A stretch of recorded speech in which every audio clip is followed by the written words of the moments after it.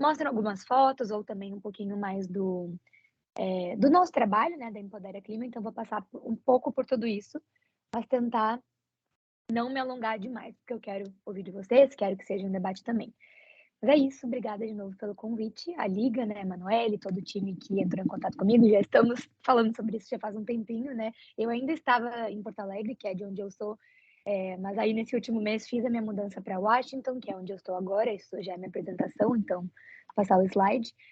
Atualmente eu estou trabalhando no Banco Mundial, aqui nos Estados Unidos, comecei faz um mês e pouco, então bem recente mesmo, mas estou trabalhando na área de desastres, financiamento de desastres climáticos, basicamente nesse mundo das finanças climáticas, né? Como é que a gente paga pelos estragos que estão acontecendo no mundo, que foi um dos meus focos no mestrado, acabei de concluir o mestrado agora em maio, em Harvard, na universidade, né, na Universidade de Harvard, dentro da escola de governo, que chama Harvard Kennedy School. Fiquei 2 anos lá e foquei muito nesse mundo das políticas climáticas, financiamento climático, principalmente no Caribe. Então, eu estudei muito as ilhas, né, e o impacto dos furacões nas ilhas. Fui para Porto Rico, fui para Barbados, realmente para fazer essas pesquisas e entender como que os governos estão respondendo aos desastres, né? Mas isso é uma coisa relativamente nova para mim, né? Nos últimos anos eu trabalhei bem mais com essa área de gênero e clima, que é o que eu vou falar hoje, e eu acho que também não deixa de ser ainda a área que eu estudo, né? Porque a área de gênero, querendo ou não, ela tá em tudo, né? Ela é totalmente interseccional. Então, vocês na Liga com certeza devem ter muitos eventos que traçam essa questão de gênero em diversas pautas, né? A minha pauta é a climática. Não mudou, mas agora o foco é um pouco mais específico em financiamento. Mas, enfim, como a Emanuele já falou, sou fundadora e diretora executiva da Empodera Clima, que eu vou contar um pouquinho mais para vocês, mas é uma organização, uma ONG, né? Uma organização da sociedade civil baseada no Brasil, liderada por juventude. Somos mais ou menos 30 pessoas hoje em dia, voluntários, né? Apesar de ter financiamento aqui e ali para alguma atividade, projeto, evento, nós ainda somos uma organização de voluntários. E, enfim, faço várias mil outras coisas, muito engajando nesse mundo de gênero e clima, ou dos dois juntos, também da educação, em espaços como ONU Mulheres, né, como ONU Clima, e, enfim, se alguém aí tiver interesse, imagino que no mundo das RI, né, muita gente talvez tenha interesse em trabalhar nesses espaços, então, estou também à disposição para responder perguntas. Fiz estágio no passado na ONU, no escritório, né, da Juventude, em Nova York, e, enfim, várias experiências nesse mundo aí que eu sei que, para nós que estamos no Brasil ou no Sul, né, ou toda essa questão mesmo de geográfica, eu sei que às vezes parece pouco irreal ou um pouco longe, e realmente às vezes é, né, o sul global, né, a América Latina não está tão inserida quanto deveria estar nesses espaços, mas o meu papel também é poder democratizar um pouco isso, falar que, assim, não tenho nada de muito mais especial que vocês tenho certeza que vocês são super inteligentes, super maravilhosos, e é só uma questão de identificar oportunidades e realmente correr atrás nesse sentido de furar um pouquinho da bolha das RI, né, que muitas vezes fica, eh, assim, só em Brasília, ou só em Nova York, ou só nesses hubs gigantescos, né? Então, é um pouco da minha missão. Mas explicando um pouquinho da Empodera Clima, não sei se dá para ler tudo ali, mas basicamente, para explicar para vocês, a Empodera Clima atua nessa pauta de gênero e clima já há 4 anos, né? Eu criei a Empodera lá em 2019, e realmente fui eu e, assim, alguns mentores que me ajudaram, e hoje em dia somos mais de 30 jovens do Brasil, mas também de outros países da América Latina, da Argentina, Venezuela, Peru, vários outros lugares, México, que é muito legal, né? Porque essa ideia da gente juntar a juventude latino-americana por essa causa que é gênero e clima, que eu vou explicar, eu sei que parece meio complexo, mas eu prometo que é super simples e muito importante também. E esse é um dos objetivos da Empodere, a gente realmente tornar essas discussões mais fáceis, né, da gente acessar. É justamente esse tipo de coisa que eu estou fazendo hoje, essas palestras, é, conteúdo educacional nas redes sociais, blog posts, artigos, eventos, tanto online quanto presenciais, em vários lugares, universidades, conferências do clima, ONU, enfim, justamente com essa ideia de trazer a pauta de gênero e clima para o mundo, mas com uma perspectiva jovem, que falta muito, né? A gente sabe que muitos movimentos feministas, espaço de gênero, IRI, são de pessoas mais velhas, né? A gente não vê muito a juventude tomando esse protagonismo para falar desses assuntos, e também com essa perspectiva latino-americana, né? Então, as grandes organizações hoje em dia que tratam de gênero e clima estão nos Estados Unidos, estão em vários países da Europa, e ainda falta a gente no Brasil, na América Latina, ter realmente essa liderança, né? Então, esse é o objetivo da Empodera. A gente trabalha com a base de dados em 4 idiomas, então a gente produz muito conteúdo, compila muito conteúdo em português, espanhol, francês e inglês. Então, com esses 4 idiomas, a gente tenta chegar em outros lugares, né, que a gente sabe que a própria ONU, às vezes, não traduz coisas para o português ou realmente não chega, né, esse material. Então, não só a tradução em si, mas também a tradução no sentido de acessibilidade, né, da gente entender que com uma linguagem mais interessante, mais colorida, mais divertida, a gente realmente vai chegar nas pessoas que talvez não se interesse, não teriam tanto interesse na ciência climática, por exemplo, né? Então é um pouco do objetivo. Como eu falei, né? Eventos, artigos. Agora a gente, por exemplo, está fazendo uma série de eventos com a FAS, que é a Fundação Amazônia Sustentável, que, enfim, faz o trabalho gigante no Brasil inteiro, né? Mas focado na Amazônia. E a gente fez já 2 webinars, agora o terceiro, se eu não me engano, vai ser agora em novembro, sobre questões de gênero, clima e, enfim, juventude na Amazônia. Então, agora o último que a gente fez foi sobre comunidade LGBTQIA+, clima e pessoas amazônidas, né, jovens, juventude amazônida, que, enfim, mora na região, que é da região e que pode falar desses recortes, né? Então, é muito legal, porque a gente acaba não só focando em assuntos mega gigantes importantes como a Amazônia, né, que aparece toda hora nesse mundo do clima, mas também a questão de gênero mais abrangente, né? Quando a gente fala em gênero, a gente não está falando só sobre a mulher, né? Ou sobre o empoderamento da mulher. A gente está falando sobre todo um espectro de assuntos, de temáticas, de debates, como, por exemplo, pessoas trans e como elas são mais afetadas pela mudança climática do que pessoas cis. Então, existe toda uma gama que gênero e clima traz, que é o que a gente traz dentro da Empodera Clima através dessas nossas atividades. Bom, aqui é só para mostrar para vocês como é a nossa base de dados, né? Então, tem vários documentos de pesquisa, vídeos, podcasts, artigos, tudo com essa perspectiva e curadoria jovem. Então, se vocês quiserem saber mais depois dessa conversa hoje, super deixo o convite para irem conhecer o site, né, que está disponível nesses 4 idiomas. Agora, a gente também vai adicionar uma área nova ali, onde está contribuições, para, assim, artigos de pesquisa maiores, escritos pela Empodera Clima mesmo, assim, sei lá, de 10, 15 páginas, que realmente é esse início de uma produção mais científica, mais acadêmica, sobre esses assuntos, né? Vocês estão na universidade, então vocês sabem que é muito importante, né, essa questão de produzir conteúdo dentro das RI, dentro da área climática, que traga essa interseccionalidade, mas ainda falta, né? Então é um pouco o que a gente tem feito.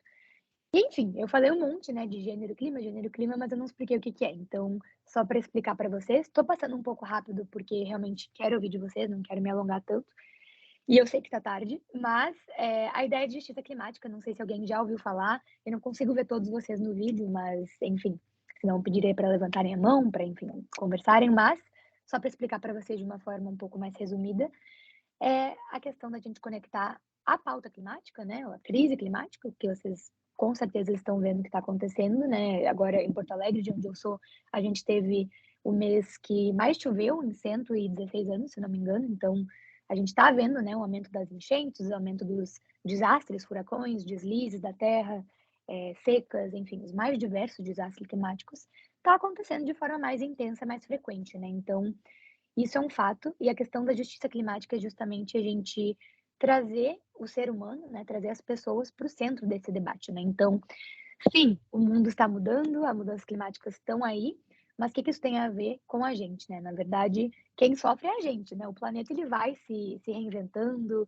se evoluindo, mas são as pessoas, né? São os seres humanos que acabam não conseguindo lidar com essa questão, né? Então, nesse recorte direitos humanos, né, e a relação pessoas com o clima, a gente começa a ver algumas desigualdades, né? Então a gente sabe que, por exemplo, mulheres, né, são a maioria das pessoas mais pobres do mundo. Acho que, se eu não me engano, são 70% das pessoas mais pobres do mundo, da população em pobreza no mundo, 70% são mulheres.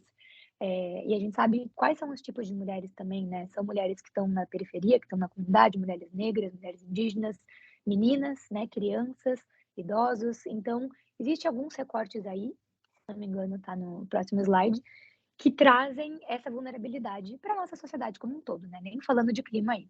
Então, tem gênero, etnia, idade, raça, classe, deficiência e muitas outras.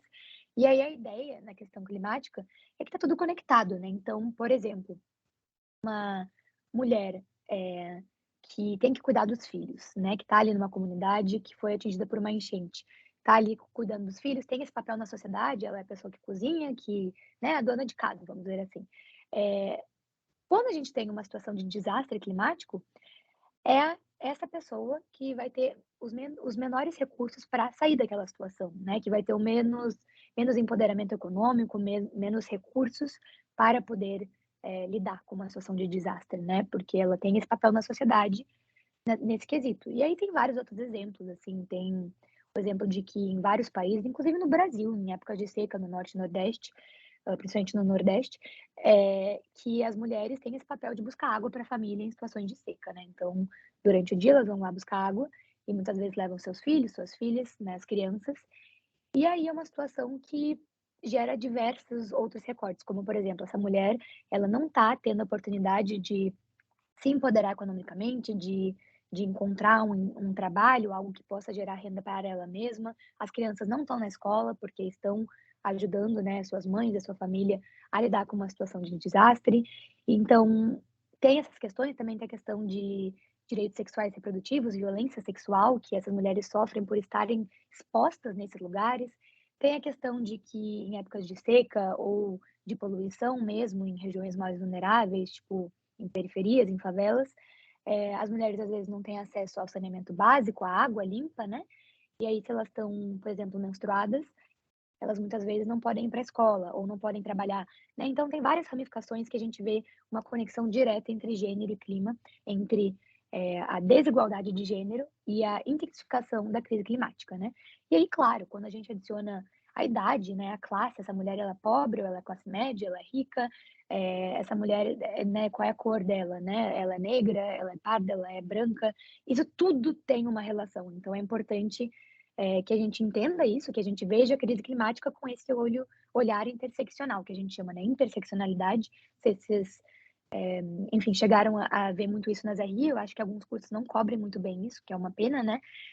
Mas é super importante que a gente realmente vê tudo com um olhar interseccional, com a intersecção de gênero, com a intersecção essas outras que estão aqui, de, enfim, raça, classe, enfim, e entender o mundo dessas formas, né? Entender que algumas pessoas, por exemplo, as mulheres são mais marginalizadas na sociedade, mas as mulheres negras são mais marginalizadas na sociedade. As mulheres pobres são mais marginalizadas, né? Então, quando a gente começa a entender isso, a gente começa também a poder criar políticas públicas, criar soluções para essas questões, né?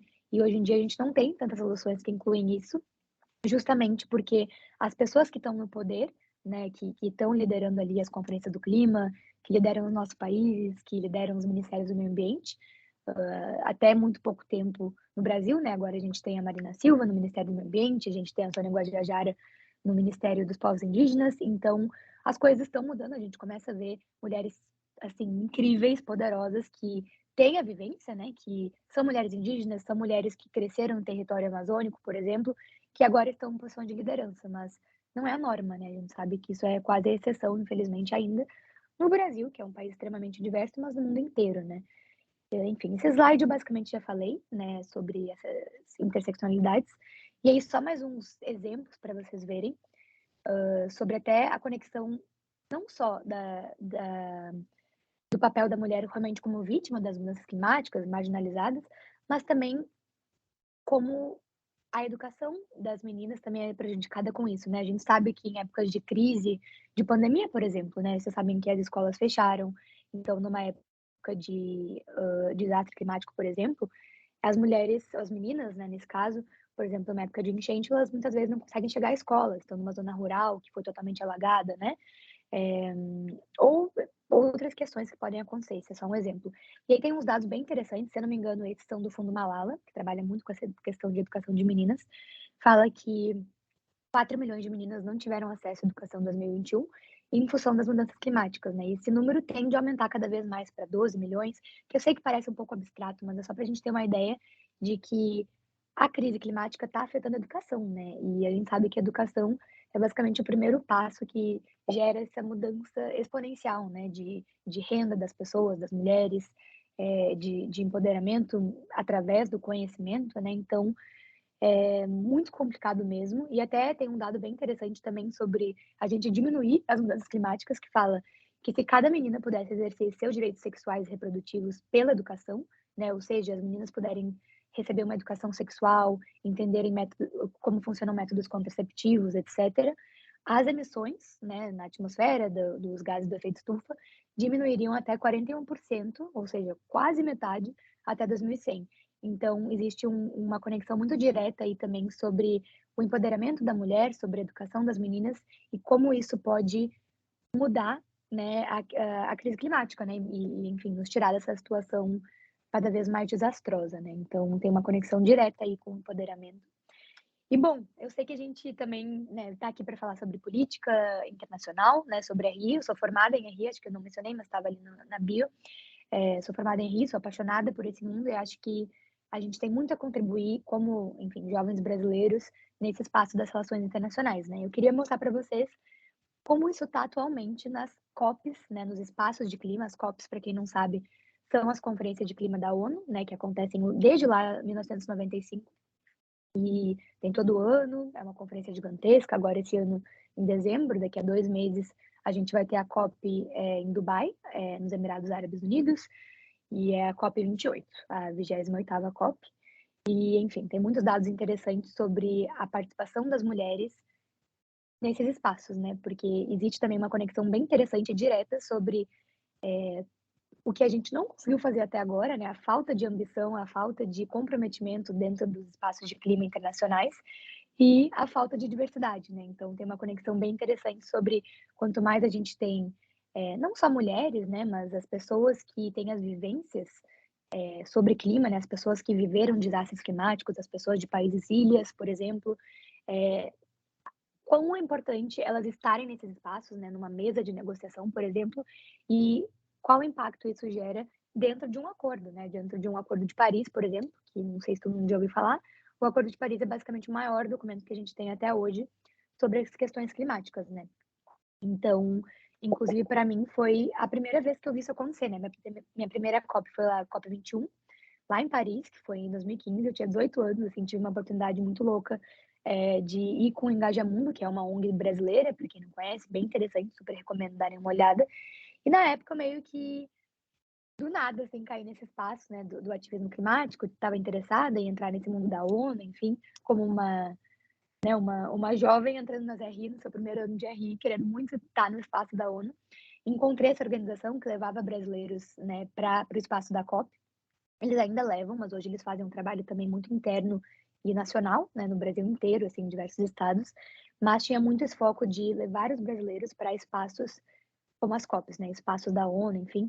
E aí eu acabei indo nessa COP que eu não sabia na época, mas acabou sendo, assim, uma das conferências mais importantes da atualidade na área climática mesmo, porque foi a conferência que gerou esse Acordo de Paris, o maior documento que, né, ali diz tudo que os países, né, os 197 países que fazem parte da Convenção da ONU Clima, tudo que eles vão fazer em termos de mitigar as mudanças climáticas, né, ou seja, reduzir os gases do efeito estufa, reduzir o gás carbônico, mas também adaptar as mudanças climáticas. Mitigação e adaptação são os dois polos que se fala muito no clima, que tem muito a ver também com o que a gente vai fazer quando o desastre já vem, né? Tipo, o que vai acontecer quando o nível do mar vai aumentar e vai chegar nas cidades, né? Que tipo de ação a gente pode tomar, quem vai pagar por isso, etc. Então, o Acordo de Paris teve essa importância, e até hoje todas as COPs falam sobre como a gente vai adotar, né, implementar o que tá escrito dentro do Acordo de Paris. Então, foi uma experiência muito louca, assim, muito interessante, mas uma coisa que eu vi lá é justamente a falta mesmo de diversidade nesses espaços, não só na sociedade civil, né, porque cada vez mais a gente vê isso aumentando, assim. Quando eu comecei no ativismo lá, 8 anos atrás, nós éramos, sei lá, 15 jovens por aí brasileiros que participamos, assim, na COP inteira, e ano passado, na última COP, que foi no Egito, na COP 27, tinha mais de 300, 400 jovens brasileiros, assim, mudou muito o espaço, e assim, muito jovem indígena, muito jovem da periferia, então é muito legal ver mesmo como o movimento mudou. Mas a grande questão é que a gente vê essa galera toda, assim, o protesto, sei lá, na parte de mídia, fazendo conteúdo, que é super importante, sim, mas a gente não vê essa galera nas mesas de negociação, né? Tipo, ali com os diplomatas, onde realmente as coisas estão sendo discutidas, né? E acho que vocês vão concordar comigo, sendo internacionalistas ou trabalhando para ser internacionalistas, enfim, ou que estudam políticas públicas, enfim, vocês sabem que o que está, né, sendo negociado ali é muito importante, né? Tem algumas pessoas que dizem, né, que a ONU não é tão importante, não importa tanto que é dito ali, mas realmente o Acordo de Paris tem cláusulas essenciais ali, que o que está dito ali é o que todos os governos do mundo, inclusive o Brasil, estão trabalhando para fazer hoje em dia, né? Então, é muito importante mesmo a gente ter essa diversidade. Enfim, eu não sei se vai dar para ver muito, está um pouco pequeno o gráfico ali, mas esse gráfico fala a porcentagem de mulheres chefes de delegação nas COPs, né? Ou seja, mulheres que lideram as delegações de vários países, né? Delegação é de um país. E aí, vocês podem olhar ali a linha roxa, tá mostrando das COPs, né? Que, enfim, não tá mostrando a porcentagem aqui, mas ela é super baixa, ela não chega a 50%, geralmente ela chega a 30% por aí.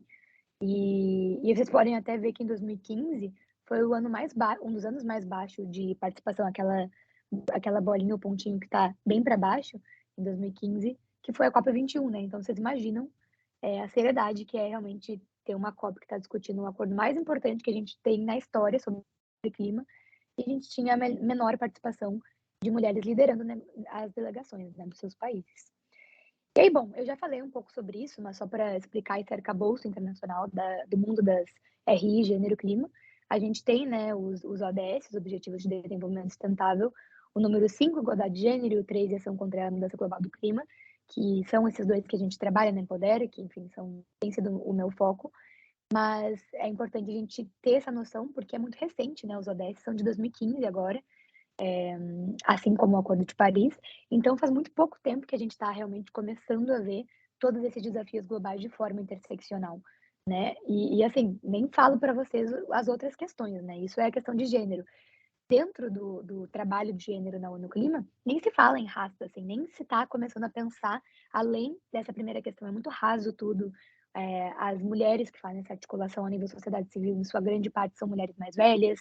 É, e, enfim, tudo bem, a gente precisa ter esse diálogo intergeracional, que a gente chama, né, que são as gerações diferentes, mas a gente também precisa ter a galera jovem, porque é o pessoal que tá sentindo isso cada vez mais na pele, né, tipo, poxa, é a minha geração, vocês sabem, né, são mais novos que eu, provavelmente, e sabem, tipo, cada vez mais a gente tá tendo ansiedade, né, climática, que chama, né, eco-ansiedade, pensando, lendo sobre todos os desastres que estão acontecendo, é a gente que vai viver isso, não é nem os nossos filhos, nossos netos, enfim, e então é importante ter essa visão dentro do espaço clima, né, que ainda falta. E do espaço gênero também, né, que eu tô focando mais em COPs, clima, mas se vocês tiverem interesse, eu sei que essa liga de gênero, a gente também pode falar da CSW, né, que é a Comissão do Status da Mulher, que é o principal espaço de gênero da ONU.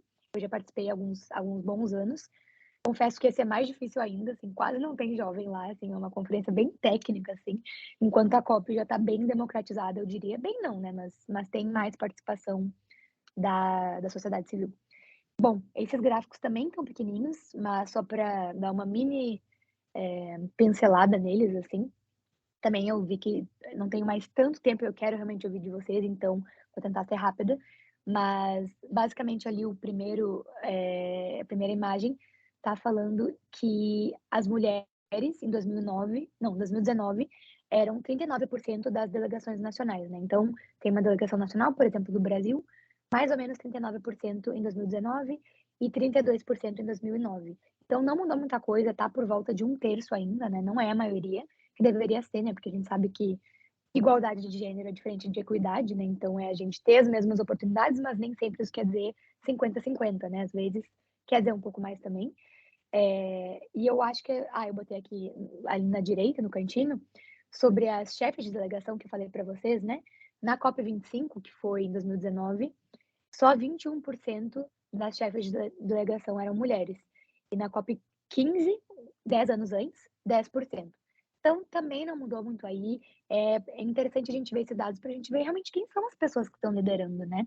Até quando eu fui nessa primeira COP, lá em 2015, eu lembro, assim, os diplomatas eram quase em sua totalidade homens bem mais velhos, brancos, né? E, como eu falei, não é que não precisa ter, tem que ter toda essa galera junta, mas sem a diversidade, a gente vê o que acontece, a gente não vê uma urgência para aprovar acordos, né, assim, que dizem respeito a nós mesmos, por exemplo, tem tanto interesse em aprovar cláusulas dentro do Acordo de Paris que falam sobre direitos sexuais e reprodutivos, por exemplo, em sua grande parte. Então, por isso a importância da representatividade, né? Então, enfim, são os dados para vocês. Esse slide, na verdade, era só para falar do que existe, na verdade, nesse arcabouço internacional de clima sobre gênero. Existe um plano de ação de gênero. É meio complexo, técnico, se vocês quiserem eu posso falar mais depois.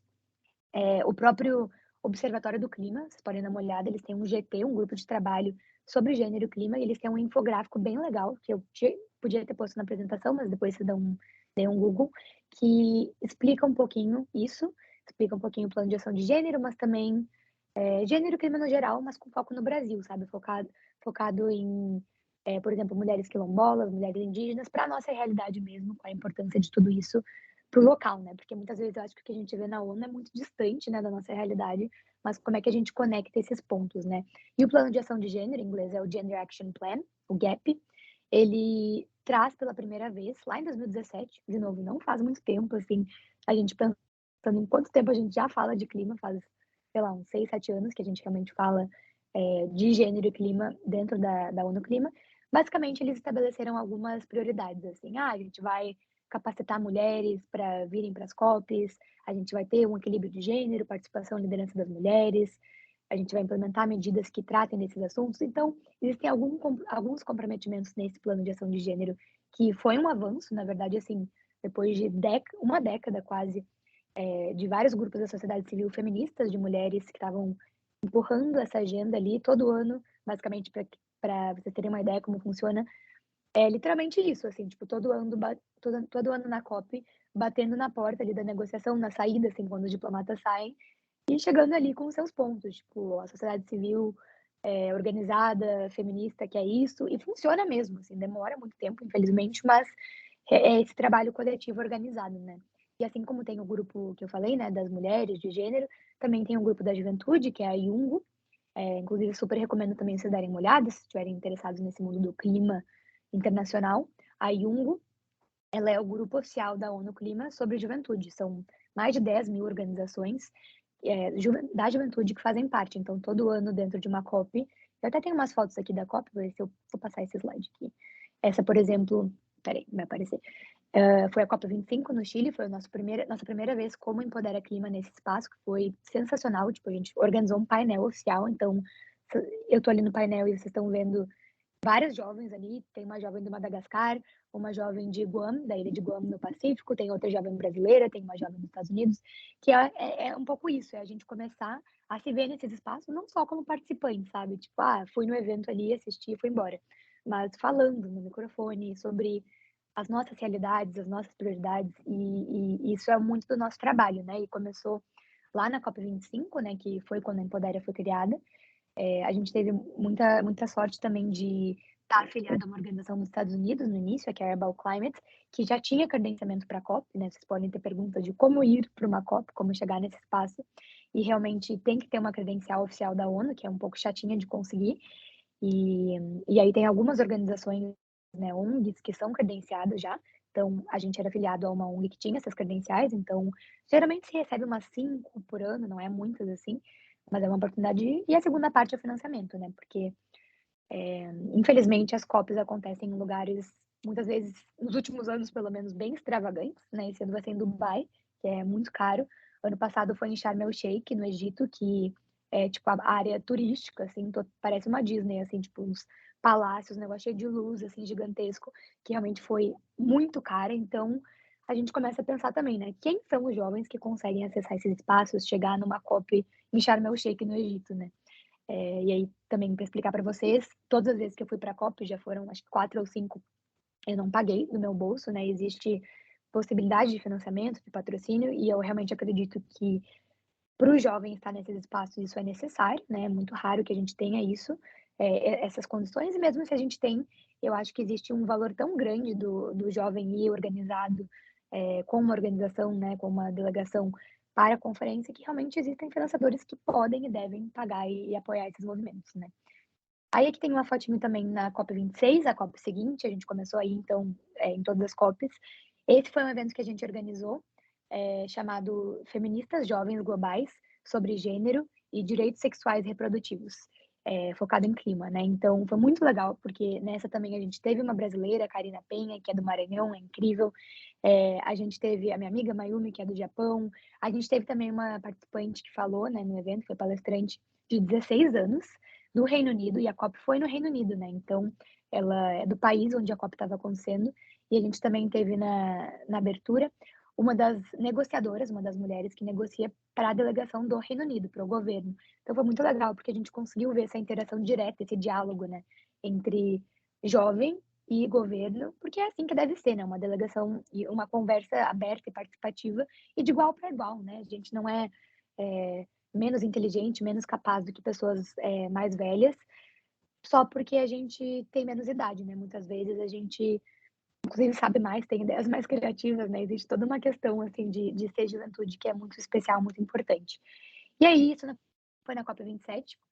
Aqui, essa foto em grupo foi um evento que a gente organizou no Egito sobre agricultura regenerativa e gênero, com o Centro Ban Ki-moon, o Ban Ki-moon, né, que foi o secretário-geral da ONU, então foi muito legal, assim, também ver os espaços que a gente tem chegado, e eu mostro isso para vocês não só para mostrar o nosso trabalho na Empodera, mas para mostrar onde a agenda da juventude, gênero e clima realmente está chegando cada vez mais, né, sucessivamente, né, então, até a fotinha ali de baixo é parte da nossa delegação, foram poucas pessoas, mas enfim, a gente vai baby steps ali, esse ano a gente está querendo levar 8 pessoas, 8 jovens mulheres latino-americanas.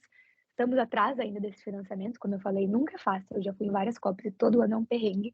Mas ano passado eu consegui financiamento do New York Times, e aí essa fotinha ali em cima foi no evento do New York Times. Enfim, eu fiz parte de um grupo muito legal de juventude que eles organizaram.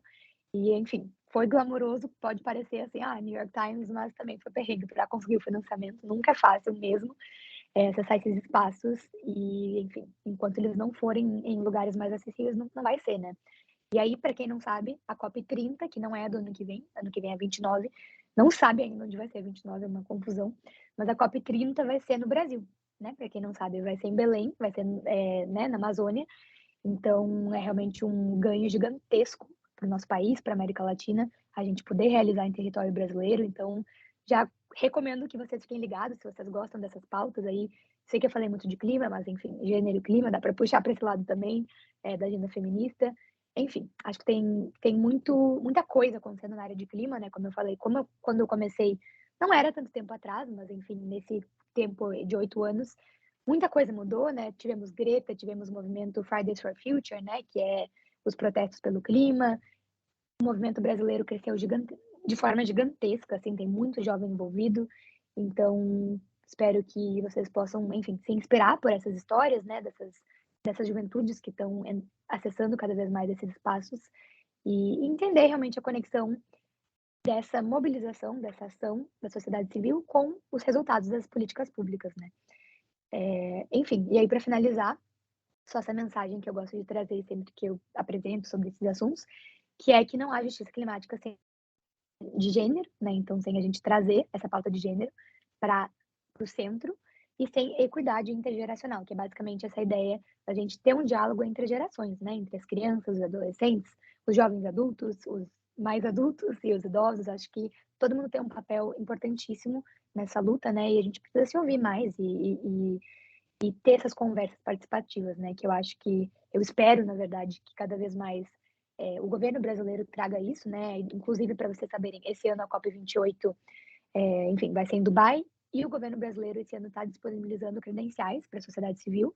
Na Empodera a gente já conseguiu 5, que é, assim, inédito. Estou meio ainda sem acreditar, porque foram tantos anos sem apoio, né? Nenhum do governo, inclusive, totalmente separado, né? O espaço da sociedade civil era totalmente separado do governo, era quase assim inimigos, para agora a gente ter essa colaboração, essa oportunidade novamente de dialogar com o governo, né, brasileiro como juventude.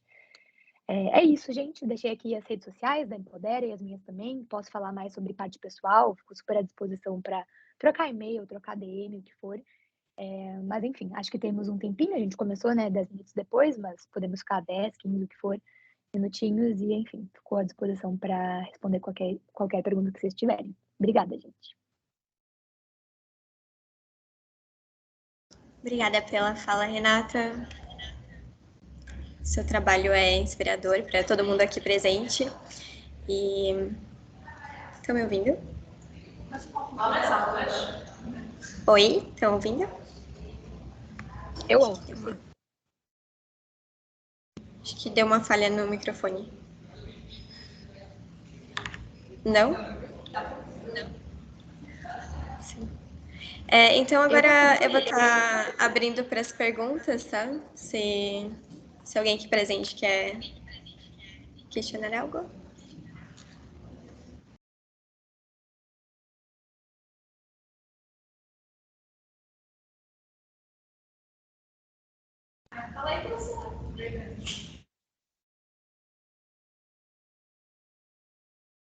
Oi, Renata.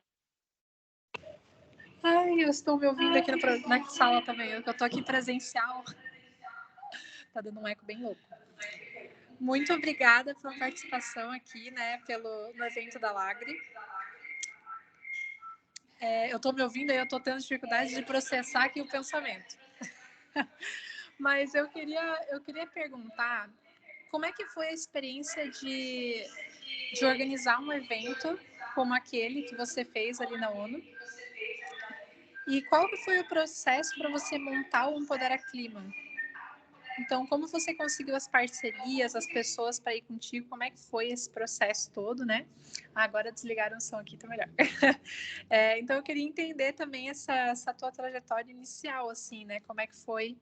E também para eventos da magnitude que você mostrou ali, né? Como é que foi a experiência de organizar uma coisa daquela, assim, né? Que deve ter sido incrível também. Enfim, é isso. Perfeito. Obrigada, Letícia, pela pergunta. Muitas perguntas grandes, assim, né? Acho que é difícil explicar toda essa magnitude, ou também sobre a Empodera, assim, né? Não sei se alguém aí tem algum projeto, imagino que até, não sei se a Liga vocês criaram ou já existia antes, mas mesmo assim, tocar um projeto desses, né? Tocar uma atividade não é nada fácil, né? Total respeito, assim, para quem consegue lidar com tudo isso na faculdade também, porque tem muitos desafios, né? Não só de realmente criar, né? E eu ainda tô, né, só para explicar, nesse processo do registro, porque a gente fazia parte de uma ONG, então a gente recebia financiamento por essa ONG e tal.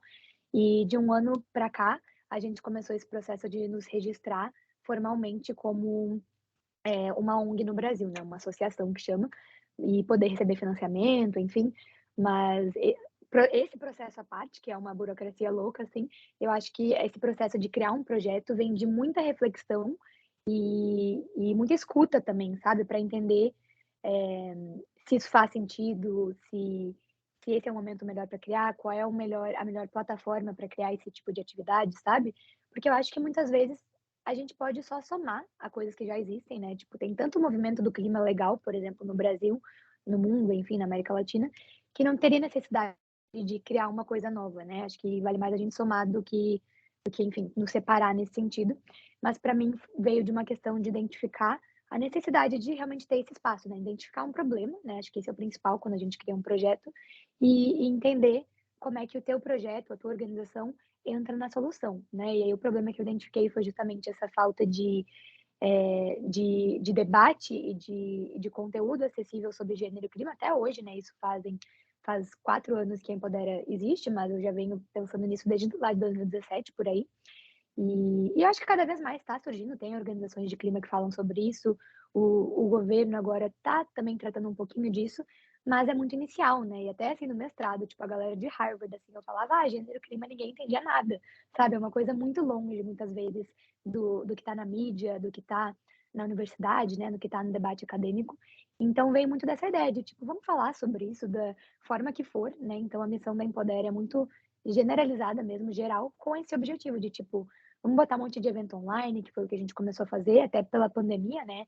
A gente criou a Empodere logo depois, alguns meses depois que foi a pandemia, então a gente fez muito webinar sobre Covid, gênero, clima, sobre diversas questões, assim mesmo, porque dá para conectar com muita coisa, pobreza menstrual, educação de meninas, é, agricultura regenerativa, movimento veganista, tipo, tem muita coisa, sabe? Então, veio dessa necessidade mesmo.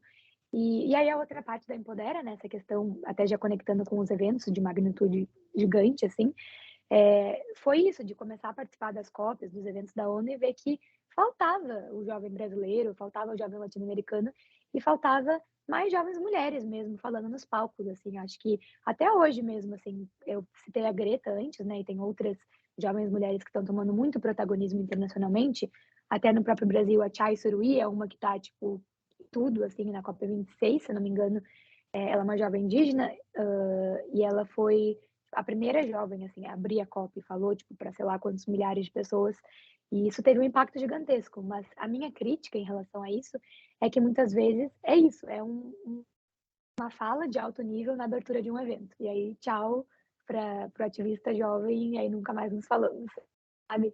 Um pouco disso, assim, ao invés de ter o jovem como negociador ali, tipo, sabe?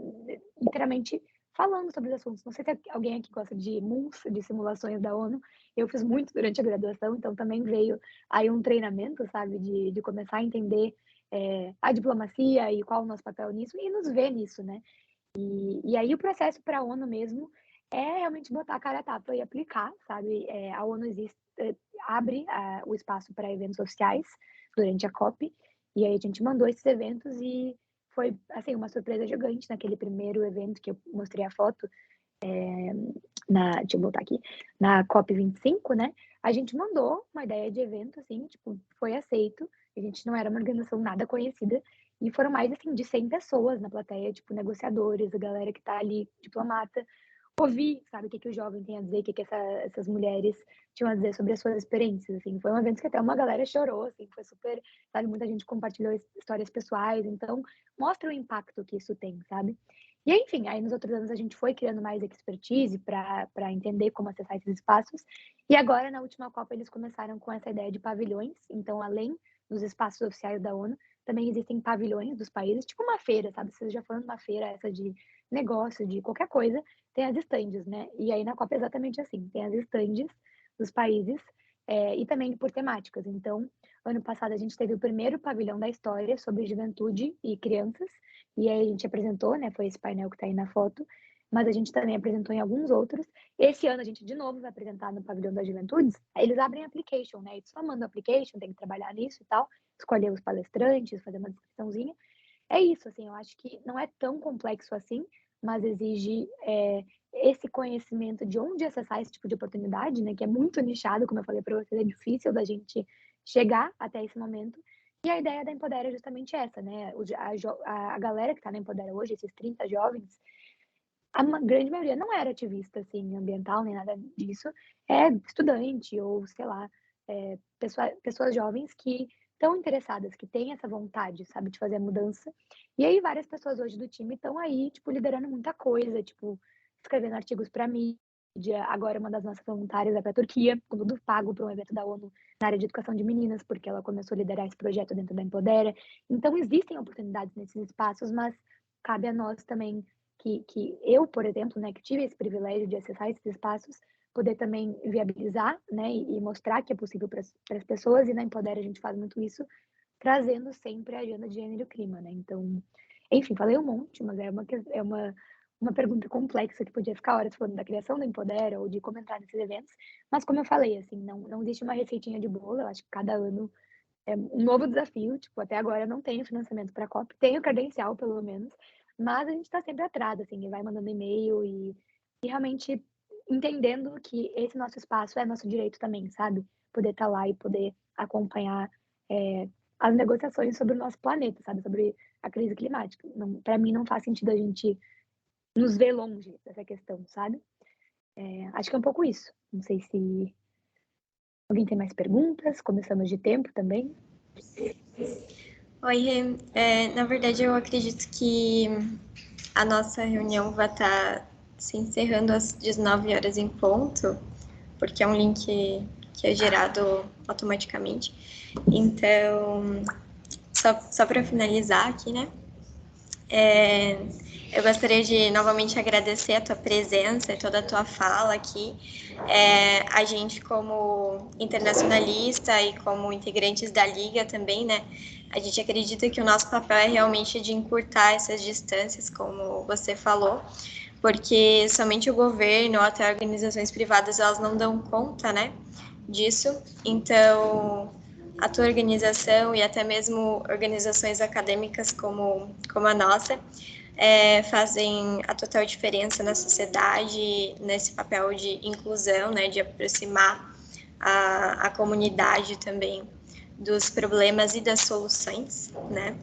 Então, eu gostaria de agradecer novamente. Infelizmente, não vai dar para fazer mais perguntas aqui, né?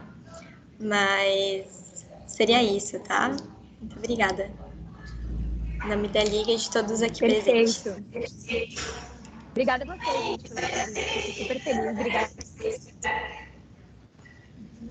Tchau, tchau. Por Instagram e tal, pra gente conversar. Um beijo. Tchau, tchau.